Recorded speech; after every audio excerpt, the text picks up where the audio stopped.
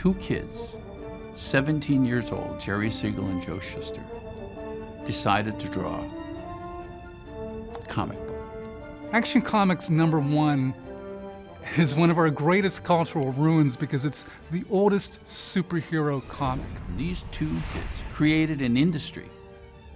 They created the comic book business. This is the DC Library Archives. It's actually the hardest room to get into all of DC because we keep all of our original comic books here. We have bound comic books that go all the way back to 1938, and we have loose comics that cover our entire history. Inside the case, we have some of the rarest and most valuable comics or most important comics DC ever produced or have ever been produced in comic book form. Okay, this is it. Action Comics #1, probably the most famous cover in comic book history. This is the birthplace of the entire genre of superheroes. Without Superman, there are no superheroes.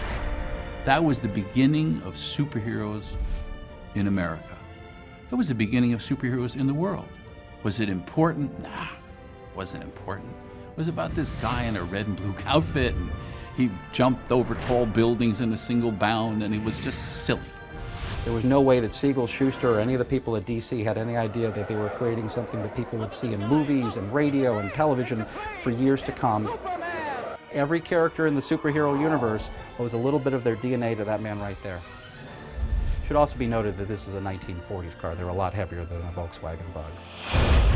There were 200,000 copies printed originally. They took a poll of the newsstands in New York and some of the other major cities, and what they told them was all the kids were asking for that Superman comic.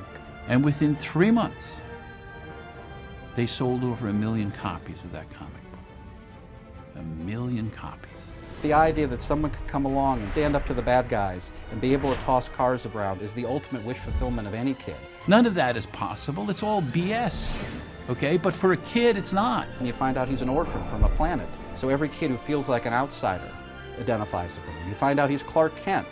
The nerdiest person possible, actually on the inside, is really Superman. So let be an example to everyone. Don't judge a book by their cover. Inside all of us could be Superman.